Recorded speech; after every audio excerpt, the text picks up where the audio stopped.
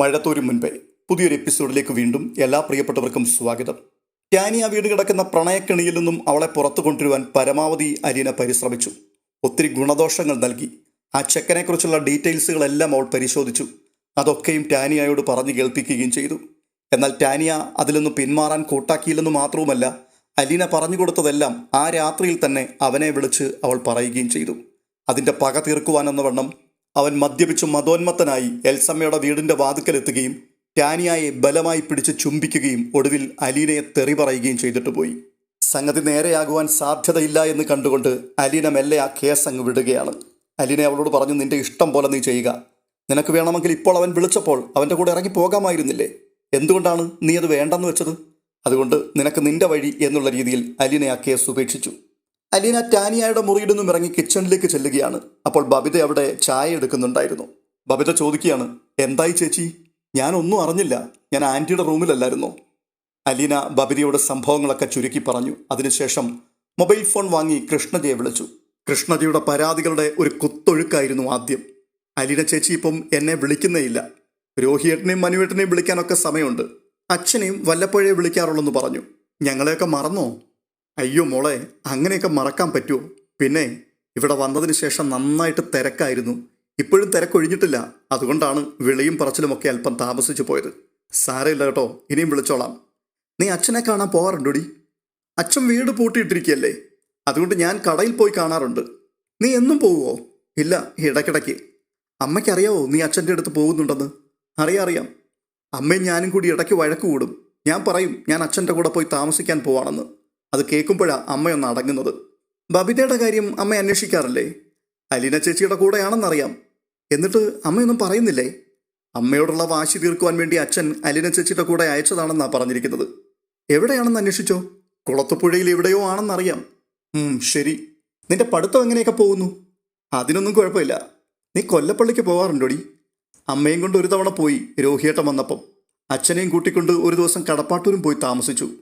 അമ്മ വന്നോ എന്നിട്ട് കടപ്പാട്ടൂർ വീട്ടിൽ? ഇല്ല. നന്നായി. അമ്മ ഇപ്പം കേസ് പഠിച്ചുകൊണ്ടിരിക്കുക. കണ്ടാ തോന്നും അമ്മ ആ കേസ് വാദിക്കുന്നതെന്ന്. അലീന ചേച്ചി അച്ഛൻ്റെ മോളാണെന്ന് തെളിഞ്ഞു കഴിഞ്ഞാൽ അമ്മ കേസ് ജയിക്കുമെന്ന് ഉറപ്പാണത്രേ. അപ്പോൾ അലീന, കേസ് പറഞ്ഞാലൊന്നും ആരും ജയിക്കില്ല മോളെ, എല്ലാവരും തോൽക്കും. ചേച്ചി എന്നാ ഇങ്ങോട്ട് വരുന്നത്? എനിക്ക് ഇവിടെ ഇത്തിരി ജോലിയൂടെ തീർക്കാനുണ്ട്. അത് തീർന്നാൽ ഉടനെ അങ്ങോട്ട് വരും.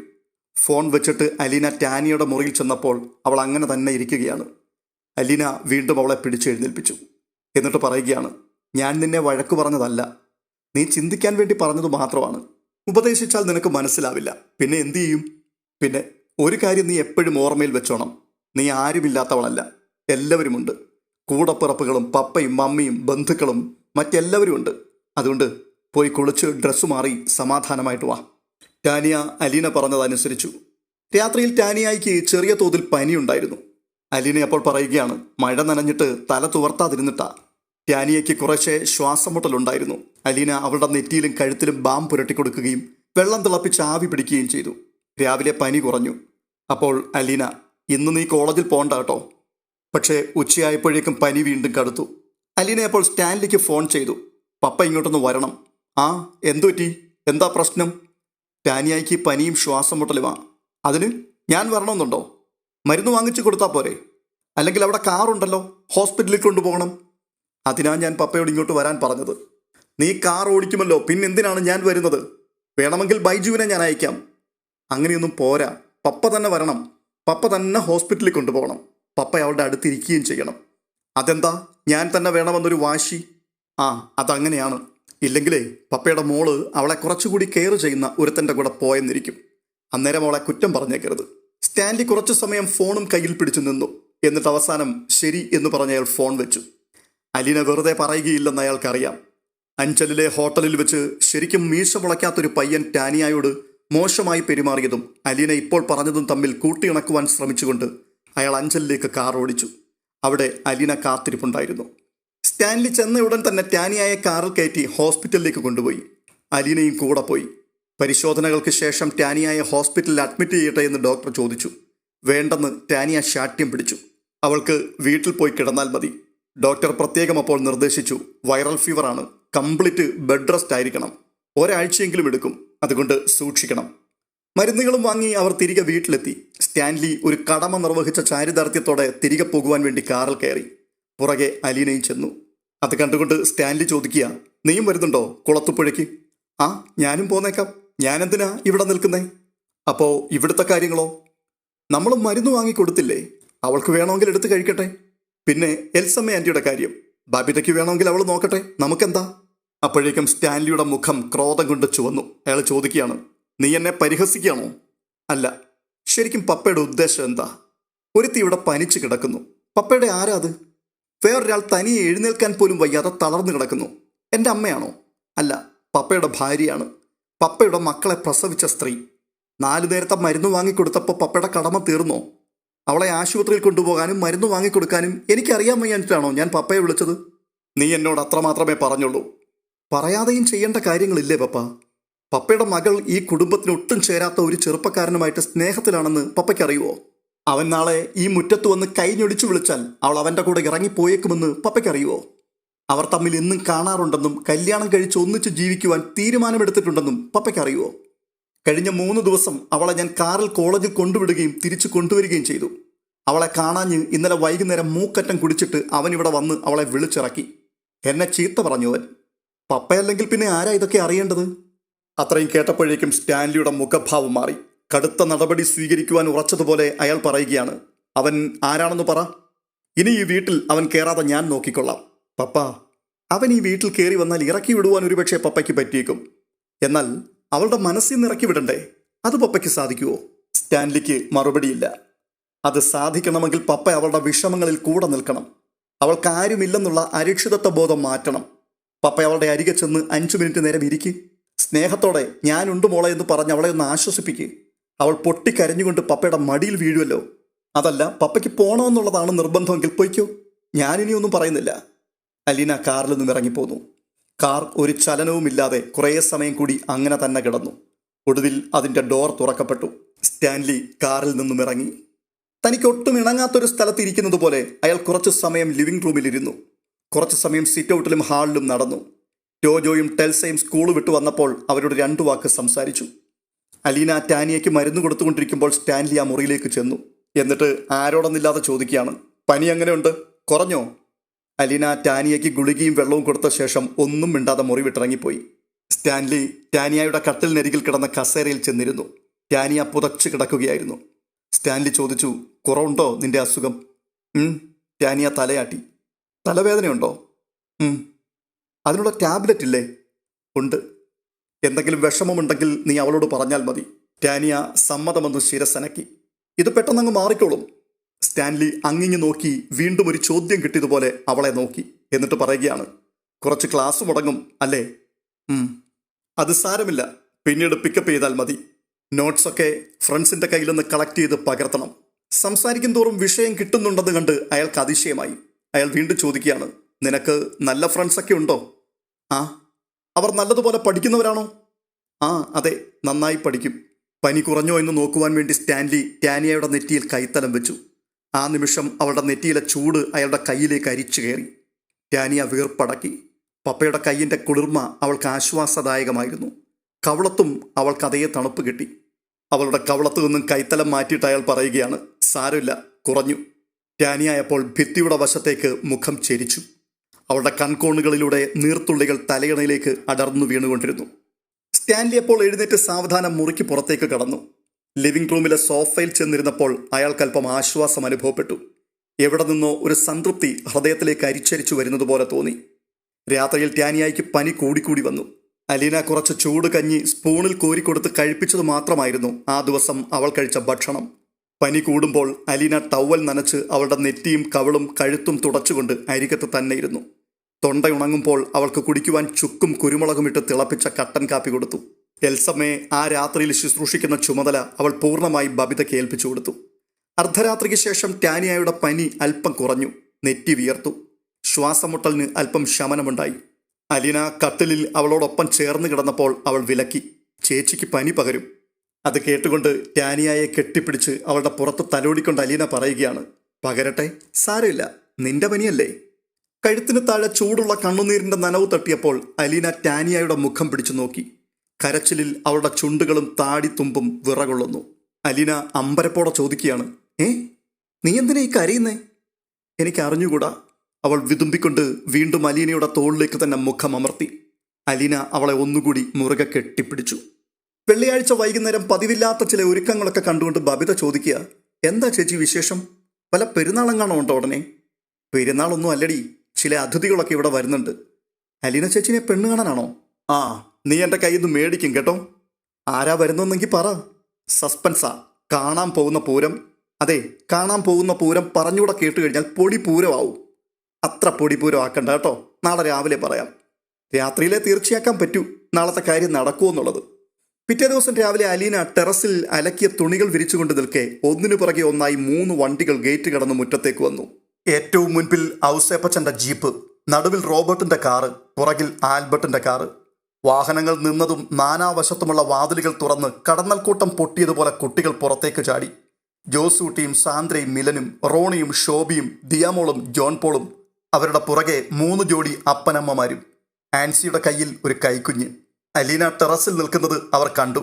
അലീന ചേച്ചി താഴോട്ട് ചാടിക്കോ, ഞങ്ങൾ പിടിച്ചോളാം, മിലൻ വിളിച്ചു പറയുകയാണ്. അത് കേട്ടുകൊണ്ട് ദിയാമോൾ അവളുടെ കൊച്ചു കൈ രണ്ടും നീട്ടിപ്പിടിച്ചിട്ട്, താഴോട്ട് ചാടിച്ചോ, ഞാൻ പിടിച്ചോളാം. ടാനിയ ഭിത്തിയിലേക്ക് തലയണ വെച്ച് അതിലേക്ക് മുതുക് ചാരി കാലുകൾ നീട്ടി സുഖമായിരുന്ന പത്രം വായിക്കുകയായിരുന്നു. അപ്പോഴാണ് പുറത്ത് വാഹനങ്ങളുടെ ഇരമ്പലും പിന്നെ കുട്ടികളുടെ ഒച്ചപ്പാടും സിറ്റൗട്ടിലും ഹാളിലും നിന്ന് ചടുപിടുന്നനെയുള്ള കാലൊച്ചകളും. അതിനിടയിൽ മുതിർന്നവരുടെ സംസാരം, അലീന ചേച്ചിയുടെ ശബ്ദം. ആരൊക്കെയാണ് വന്നിരിക്കുന്നത്? ടാനിയായിക്ക് ഒരെത്തും പിടിയും കിട്ടിയില്ല. ആരോ ഇടയ്ക്ക് ചോദിക്കുന്നത് കേട്ടു, എവിടെ പനിക്കാരി? കാലൊച്ചകൾ അവളുടെ വാതിൽക്കലേക്ക് വരികയാണ്. മുന്നിൽ അലീന ചേച്ചി, പിന്നാലെ കുട്ടികളുടെയും മുതിർന്നവരുടെയും ഒരു സംഘം. മുതിർന്നവരിൽ ചിലരെ എവിടെയോ കണ്ടിട്ടുള്ളതുപോലൊരു തോന്നൽ. കുട്ടികളെ ആരെയും പരിചയമില്ല. ജോസുകുട്ടി മുൻപോട്ട് ചെന്ന് കയ്യിൽ നിന്നൊരു പൂച്ചണ്ട് അവളുടെ നേർക്ക് നീട്ടി. ടാനിയ ആശ്ചര്യത്തോടെ അത് വാങ്ങി. ജോസുകുട്ടി ഹസ്തദാനത്തിനു വേണ്ടി കൈ നീട്ടി. ഐ ആം ജോസുകുട്ടി, ലാലിച്ചൻ അങ്കിളിൻ്റെ അനുജന്റെ മോന. ടാനിയായും കൈ നീട്ടി അവന് ഷെയ്ക്ക് ഹാൻഡ് കൊടുത്തു. അടുത്തത് സാന്ദ്രയുടെ ഊഴമായിരുന്നു. സ്വീറ്റ്സ് പാക്കറ്റ് കൊടുത്തിട്ട് അവളും സ്വയം പേര് പറഞ്ഞു പരിചയപ്പെടുത്തി. തുടർന്ന് മിലൻ, ഷോബി, റോണി, ദിയാമോൾ, ജോൺ പോൾ എല്ലാവരും അവൾക്ക് കൊടുക്കുവാൻ ഓരോരോ സമ്മാനങ്ങൾ കരുതിയിരുന്നു. അതിനുശേഷം ഔസേപ്പച്ചനും ഭാര്യയും ആൽബർട്ടും ഭാര്യയും റോബർട്ടും ഭാര്യയും പ്രിയപ്പെട്ടവരെ കൊണ്ട് മുറി മുഴുവനും നിറഞ്ഞു. പെട്ടെന്ന് ജോസൂട്ടി, ഞങ്ങൾ ഇപ്പോൾ വരാമേ, എല്ലാവരെയും ഒന്ന് കണ്ടോട്ടെ. അവർ ടാനിയായെ വിട്ട് അടുത്ത മുറിയിലേക്ക് പോയി. ടാനിയ തനിക്ക് ചുറ്റും മടിയിലും മേശപ്പുറത്തും കിടക്കുന്ന പാക്കറ്റുകളിലേക്ക് നോക്കി. ആ കൂട്ടത്തിൽ ടെക്സ്റ്റൈൽസ് ക്യാരി ബാഗുകളും പല സമ്മാനങ്ങളും ഉണ്ടായിരുന്നു. വിലപിടിപ്പുള്ള ഒട്ടനവധി സമ്മാനങ്ങളാൽ താൻ ആദരിക്കപ്പെട്ടതായി ടാനിയായിക്ക് തോന്നി. പപ്പയുടെ ബന്ധുക്കളാണ് വന്നു ചേർന്നിരിക്കുന്നതെന്ന് ടാനിയയ്ക്ക് മനസ്സിലായി. അവരുമായി മുൻപ് സമ്പർക്കമൊന്നും ഉണ്ടായിരുന്നില്ല. പപ്പയുടെ ഇളയ പെങ്ങളുടെ ഒത്തുകല്യാണത്തിന് പോയതും പപ്പയുടെ അമ്മച്ചി മരിച്ചപ്പോൾ പുനലൂരെ തറവാട്ടിൽ പോയതുമാണ് അവളുടെ ഓർമ്മയിൽ പപ്പയുടെ വീടുമായി ബന്ധപ്പെട്ട 2 സംഭവങ്ങൾ. അതെല്ലാം വർഷങ്ങൾക്ക് മുൻപായിരുന്നു. റീത്താമ്മ ആൻറ്റിക്കും മമ്മിക്കും പപ്പയുടെ വീട്ടുകാരോട് ആദ്യം മുതൽക്കേ അനിഷ്ടമായിരുന്നുവെന്ന് അവൾ ഓർത്തു. മമ്മിയും റീത്താമ്മ ആൻറ്റിയും അവരെക്കുറിച്ച് കുറേ കുറ്റങ്ങൾ മാത്രമേ പറഞ്ഞു കേട്ടിട്ടുള്ളൂ. സ്വാർത്ഥരും അത്യാഗ്രഹികളും ദുർമാർഗികളും കാപട്യക്കാരുമാണ് എന്ന് മമ്മിയും റീത്താമ്മ ആൻറ്റിയും പറയാറുണ്ട്. തറവാട്ട് സ്വത്തിൽ നിന്നും പപ്പയ്ക്ക് കിട്ടേണ്ട വിഹിതം അവർ ഒത്തുചേർന്ന് സൂത്രത്തിൽ അടിച്ചുമാറ്റി എന്നതായിരുന്നു ഏറ്റവും മുന്തിയ ആരോപണം. അതിനാൽ മമ്മിയും റീത്താമ്മ ആൻറ്റിയും പപ്പയുടെ വീട്ടുകാരുമായിട്ടുള്ള ബന്ധം തന്നെ വിച്ഛേദിച്ചു കളഞ്ഞു. അവൾ ആലോചനയിൽ മുഴുകിയിരിക്കുമ്പോൾ ടെൽസയും ടോജോയും അവർക്ക് കിട്ടിയ സമ്മാനങ്ങളുമായി ആ മുറിയിലേക്ക് വന്നു. എന്നിട്ട് ചോദിക്കുകയാണ്, ചേച്ചി ഇത് കണ്ടോ?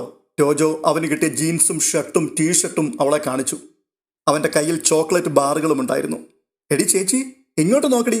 ടെൽസ അവൾക്ക് കിട്ടിയ ലാച്ച ഉയർത്തി കാണിച്ചു. അവരെല്ലാം സന്തോഷഭരിതരാണെന്ന് ടാനിയ കണ്ടു. വന്ന പോലെ തന്നെ അവർ മുറി വിട്ടു പോവുകയും ചെയ്തു. അതിഥി സംഘം എൽസമ്മയുടെ മുറിയിലായിരുന്നു. അവരെത്തിയതോടെ ബബിത പിന്നാക്കം മാറി നിന്നു. കുട്ടികളെ ആരെയും പരിചയമില്ലെങ്കിലും സ്റ്റാൻലിയുടെ അനുജന്മാരെയും അവരുടെ ഭാര്യമാരെയും എൽസമ്മ തിരിച്ചറിഞ്ഞു.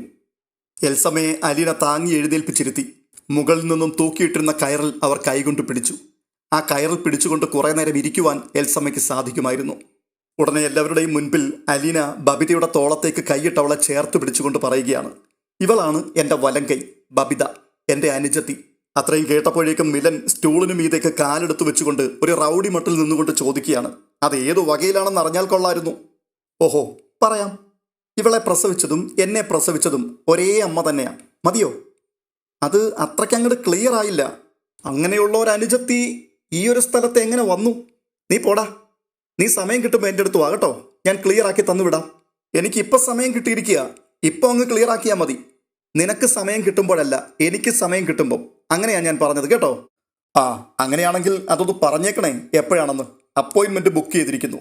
മിലൻ തൽക്കാലം പിൻവാങ്ങി. ഇപ്പുറത്ത് ഗേറ്റിന്റെ മുൻപിൽ ഒരു ബൈക്ക് വന്നു നിന്ന് ഈ സമയത്ത് ഹോൺ അടിക്കുന്നുണ്ടായിരുന്നു. ടാനിയ ജനൽപ്പാളി രണ്ടും തുറന്ന് ഗേറ്റിന് നേർക്ക് നോക്കി. ഷാൻ, കൂട്ടത്തിൽ ആഷിക്കും. അവളുടെ നെഞ്ചിൽ പെട്ടെന്നൊരു പിടച്ചിലുണ്ടായി. മുറ്റത്ത് 2-3 വണ്ടികൾ കണ്ടതിനാൽ അകത്തേക്ക് വരാൻ മടിച്ചു നിൽക്കുകയാണ് ഷാനെന്ന് അവൾക്ക് മനസ്സിലായി. അവൻ മൊബൈൽ എടുത്ത് നമ്പർ പ്രസ് ചെയ്യുന്നത് കണ്ട് അവൾ പെട്ടെന്ന് ബെഡിനടിയിൽ ഒളിപ്പിച്ചു വെച്ചിരുന്ന സെൽഫോൺ എടുത്തു. അതിൻ്റെ ഡയലിൽ ഷാൻ്റെ പേരും നമ്പരും തെളിഞ്ഞു കണ്ടു. സൈലന്റ് മോഡിലിട്ടിരിക്കുന്നതിനാൽ ഒച്ചയില്ല. ഷാൻ, ഇപ്പം ഇങ്ങോട്ട് വരരുത്, അവൾ പരിഭ്രമത്തോടെ പറയുകയാണ്. വന്നാലെന്താ? ആരെങ്കിലും പിടിച്ചു വിഴുങ്ങുവോ? പപ്പയുടെ ബന്ധുക്കൾ വന്നിട്ടുണ്ട്, അവരെന്നെ ഒന്ന് കാണട്ടെ. ഷാൻ പ്ലീസ്, നീ ഇപ്പം ഇങ്ങോട്ട് വരരുത്. അങ്ങനെയാണെങ്കിൽ നീ ഇപ്പോൾ പുറത്തോട്ട് വാ. എനിക്ക് പനിയാണെന്ന് ഞാൻ പറഞ്ഞില്ലായിരുന്നോ? പിന്നെന്തിനാ? എനിക്ക് സംശയമുണ്ട്. നീ ഇപ്പം എത്ര ദിവസമായി പനിയാണെന്നും പറഞ്ഞ് അകത്തിരിക്കുന്നു? മറ്റവൾ പിടിച്ചു വെച്ചേക്കല്ലേ നിന്നെ? എന്നെ ആരും പിടിച്ചു വെച്ചിട്ടില്ല. ഷാന് കാര്യം പറഞ്ഞാൽ എന്താ മനസ്സിലാകാത്തെ? ഞാൻ എത്ര തവണ പറഞ്ഞു. നിനക്കെന്താടി ഇത്ര ദേഷ്യം? എന്നെ പഠിപ്പിക്കാൻ വരല്ലേ? കാലെ പിടിച്ച് ഞാൻ റോഡിൽ കൂടി വലിക്കും, പറഞ്ഞേക്കാം. ഷാൻ, ദൈവത്തെ ഓർത്ത് പ്ലീസ്. അത്രയും പറയുമ്പോഴേക്കും വാതിൽക്കൽ ഒരു നിഴലനക്കം കണ്ട് അവൾ പെട്ടെന്ന് കോള് കട്ട് ചെയ്തു. വേഗം ഫോൺ ബെഡിന് കീഴിലേക്ക് തിരികിയെങ്കിലും മുറിയുടെ നേർക്ക് വന്ന അലിയനെ അത് കണ്ടു. അവൾ ബെഡിനടുത്തേക്ക് വന്നു. ഷാനും കൂട്ടുകാരനും കൂടി ഗേറ്റിനരികിൽ നിൽക്കുന്നത് അവൾ കണ്ടു. അവൾ ടാനിയയെ നോക്കി. ടാനിയയുടെ മുഖം വല്ലാതെയായി. നിനക്ക് സുഖമില്ലാതിരിക്കുകയാണെന്ന് അവനോട് പറഞ്ഞില്ലേ നീ? പറഞ്ഞു. ആ, സാരമില്ല, അവൻ പൊയ്ക്കോളും. അലീന ജനൽപ്പാളികൾ അടച്ചു. അതിനുശേഷം മുറി വിട്ടുപോയി. ടാനിയ പിന്നെ അത് തുറന്നതുമില്ല. വൈകുന്നേരത്തോടെ സ്റ്റാൻലിയും ഔതക്കുട്ടിച്ചായനും എത്തിച്ചേർന്നു. അലീന ഔസേപ്പച്ചനെ കൊണ്ട് വിളിപ്പിച്ചിട്ടാണ് അവർ വന്നത്. 4 മണിവരെ ടാനിയ കട്ടിൽ തന്നെ കഴിച്ചു കൂട്ടിയെങ്കിലും ഒടുവിൽ സാന്ദ്ര വന്ന് അവളെ വലിച്ചെഴുന്നേൽപ്പിച്ചു. മിലൻ അവളുടെ നെറ്റിയിലും കവളത്തും കൈത്തലം വെച്ച് നോക്കിയിട്ട് പറഞ്ഞു, ഇത്തിരി കള്ളപ്പനി മാത്രമേ ഉള്ളൂ, ശരിക്കുള്ള പനിയെല്ലാം എപ്പോഴേ പോയി. അലീനെ അവൾക്ക് കുളിക്കുവാൻ ചൂടുവെള്ളം തയ്യാറാക്കി വെച്ചിരുന്നു. ഒന്ന് കുളിച്ച് പുത്തൻ ഡ്രസ്സ് അണിഞ്ഞു കഴിഞ്ഞപ്പോൾ അവൾക്കൊരു നവോന്മേഷം അനുഭവപ്പെട്ടു. പതിയെ പതിയെ കുട്ടികളുടെ മാമാങ്കത്തിൽ അവളും പങ്കുചേർന്നു. ജ്യേഷ്ഠാനുജന്മാർ 4 പേരും ഒരു കുപ്പി സൗകര്യമായി പങ്കുവെക്കാൻ പറ്റിയ ഒരു ഇടം തേടി അങ്ങിങ്ങി നടന്നു. ടെറസിൽ കസേരകളും ടീപ്പോയും എടുത്തിട്ട് അവിടെ കൂടാമെന്ന ആലോചനയുണ്ടെങ്കിലും റോഡേ പോകുന്നവരും അയൽക്കാരും കാണുമെന്നതിനാൽ അത് വേണ്ടെന്ന് വെച്ചു. ഒടുക്കം പിൻവരാന്തയിൽ അവരൊത്തുകൂടി. 2 പെഗ് അകത്ത് ചെന്ന് കഴിഞ്ഞപ്പോൾ ഔസേപ്പച്ചൻ പറയുകയാണ്, ലാലിച്ചായ, ഇനി നമ്മൾ വിട്ടുകൊടുക്കരുത്. നമ്മുടെ കുടുംബം, നമ്മുടെ മക്കള്. ലാലിച്ചായൻ്റെ പിടിപ്പ് കേടുകൊണ്ട് കൈവിട്ടു പോയതല്ലായിരുന്നു ഇതെല്ലാം. അപ്പോൾ സ്റ്റാൻലി, നീ എന്തറിഞ്ഞോണ്ട് ഔസേപ്പച്ചായി പറയുന്നത്? ചില സംഗതികളൊന്നും നമ്മൾ പിടിച്ചാൽ കിട്ടത്തില്ല. പിടിച്ചാൽ കിട്ടില്ലെന്ന് ഉറപ്പായി കഴിഞ്ഞാൽ ഞാനങ്ങ് വിട്ടുകളയും. ഒരാൾ കയത്തിലേക്ക് ചാടിയേ അടങ്ങൂ എന്നുണ്ടെങ്കിൽ നമ്മളും കൂടെ ചാടണോ? എന്നെ അതിനൊന്നും കിട്ടില്ല. ഉടനെ ആൽബർട്ട്, നിങ്ങൾ 2 പേരും പൊതുവായൊരു ധാരണയിൽ പോകണമായിരുന്നു. ഉടനെ സ്റ്റാൻലി ചോദിക്കുകയാണ്, സൂര്യൻ കിഴക്കുദിക്കുന്നു, പടിഞ്ഞാറ് അസ്തമിക്കുന്നു. ആപ്പിൾ ഭൂമിയുടെ ഗുരുത്വാകർഷണം കൊണ്ട് താഴേക്ക് വീഴുന്നു. കാർമേഘത്തിൽ തണുത്ത കാറ്റടിച്ചാൽ മഴ പെയ്യുന്നു. അരി വേവിച്ചാൽ ചോറ് കിട്ടുന്നു. ഇങ്ങനെയുള്ള പൊതുവായ ചില ധാരണകൾ കൊണ്ട് മാത്രം 2 പേർക്ക് ഇക്കാലത്ത് ഒന്നിച്ചു പോകുവാൻ പറ്റുമോടാ? പാല് വെളുത്തതാണെന്ന് നമ്മൾ പറയുന്നു. അതിൽ 2 കറുത്ത ഉറുമ്പുകൾ കിടക്കുന്നത് ചൂണ്ടിക്കാട്ടി ഈ പാല് കറുത്തതാണ് എന്ന് മറ്റേയാൾ പറഞ്ഞാൽ ഞാൻ വാദിക്കാൻ പോലും നിൽക്കില്ല, വിട്ടുകളഞ്ഞേക്കും. അതിന് ആൽബർട്ട് വീണ്ടും പറയുകയാണ്, എന്നിട്ട് ഇപ്പോഴോ? ലാലിച്ചായൻ വിട്ടുകളഞ്ഞതെല്ലാം അലീന തിരിച്ചു പിടിക്കുകയല്ലേ? ഈ കുടുംബം അവളെ ശത്രുവായിട്ട് കരുതിയിരുന്നതാണെന്ന് ലാലിച്ചായൻ ഓർക്കണം. എന്നിട്ടും അവൾ ഇവിടെ ഒരു സ്ഥാനം ഉറപ്പിച്ചില്ലേ? ഒന്നുമില്ലായ്മയിൽ നിന്നല്ലേ അവൾ തുടങ്ങിയത്? ലാലിച്ചാൻ എല്ലാം ഉണ്ടായിരുന്നു, സ്ഥാനം, പദവി, അധികാരം എല്ലാം. പെട്ടെന്ന് സ്റ്റാൻലി കൈയെടുത്ത് തടഞ്ഞുകൊണ്ട് പറയുകയാണ്, നിൽക്ക് നിൽക്ക്, നീ അങ്ങനെ എന്നെ എൻ്റെ മകളുമായി താരതമ്യപ്പെടുത്തുകയൊന്നും വേണ്ട. ഞാനൊരു പട്ടാളക്കാരനാണ്. ശത്രുവിനോട് ക്ഷമിക്കാനല്ല, ഫൈറ്റ് ചെയ്യുവാനാണ് ഞാൻ ശീലിച്ചത്. അലീന ഒരു ഓർഫനേജിലാണ് വളർന്നത്. ശത്രുവിനോട് ക്ഷമിക്കുവാനും ശത്രുവിൻ്റെ ദ്രോഹങ്ങൾ സഹിക്കുവാനും അവനെ സ്നേഹിക്കുവാനുമാണ് അവൾ പഠിച്ചതും ശീലിച്ചതും. അവളെ അളക്കുന്ന അളവ് കൊണ്ട് നീ എന്നെ അളക്കരുത്. അവൾ നിൽക്കുന്ന നെല്ലിപ്പടിയിലേക്ക് ഇറങ്ങി നിൽക്കാൻ എനിക്ക് സാധ്യമല്ല. ഔസേപ്പച്ചനോ ആൽബിക്കോ റോബിക്കോ സാധ്യമല്ല. ഈ ലോകത്ത് മറ്റൊരു പെണ്ണിനും സാധ്യമല്ല.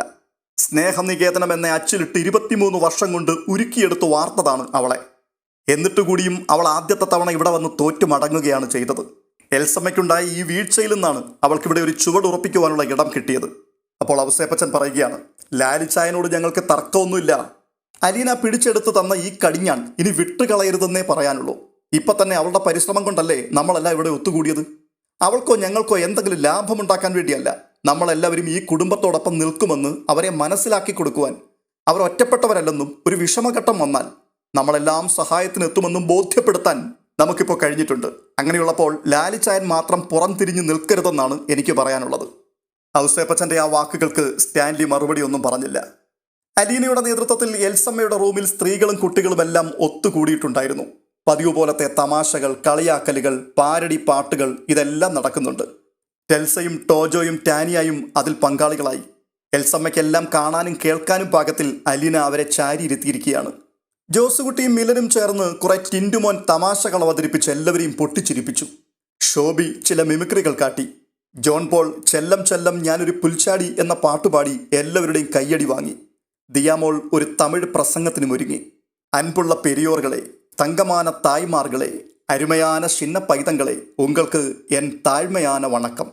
ഇത്രയും പറഞ്ഞപ്പോഴേക്കും ജോൺ പോൾ എഴുന്നേറ്റ് നിന്ന് അത് വികൃതമായി അനുകരിച്ച് പ്രസംഗം അലങ്കോലപ്പെടുത്തി. അത് കണ്ടുകൊണ്ട് ആൻസി പറയുകയാണ്, അവന് ഭയങ്കര കുശുമ്പ, അവൾ എന്ത് ചെയ്താലും അത് അലങ്കോലപ്പെടുത്തും. ഒടുവിൽ എല്ലാവരും നിർബന്ധിച്ചപ്പോൾ ദിയാമോൾ ഒരു സിനിമാറ്റിക് ഡാൻസ് നടത്തി. എൽസമ്മ കിടക്കയിൽ ചാരിക്കിടന്നെല്ലാം കാണുന്നുണ്ടായിരുന്നു. ബന്ധുജനങ്ങളുടെ കൂട്ടായ്മ, ജീവിതത്തിൻ്റെ ആനന്ദ തുടിപ്പുകൾ, മരണത്തിൽ നിന്നുമുള്ള മടക്കയാത്രയുടെ ധന്യത, ഇവയെല്ലാം അവർക്ക് തിരിച്ചറിയുവാൻ കഴിയുന്നുണ്ടായിരുന്നു. ഈ എപ്പിസോഡ് ഇവിടെ പൂർണ്ണമാവുകയാണ്. ഈ വീഡിയോ നിങ്ങൾക്ക് ഇഷ്ടപ്പെട്ടിട്ടുണ്ടെങ്കിൽ ദയവ് ചെയ്ത് ഒന്ന് ലൈക്ക് ചെയ്യുവാൻ മറക്കരുത്. ഹൈപ്പ് ചെയ്യുവാനും നിങ്ങളുടെ കമൻറ്റുകൾ കമൻറ്റ് ബോക്സിൽ രേഖപ്പെടുത്തുവാനും വിട്ടുപോകരുത്. ഇതുവരെയും ചാനൽ സബ്സ്ക്രൈബ് ചെയ്യാതിരിക്കുന്നവർ ദയവ് ചെയ്തൊന്ന് സബ്സ്ക്രൈബ് ചെയ്യുക.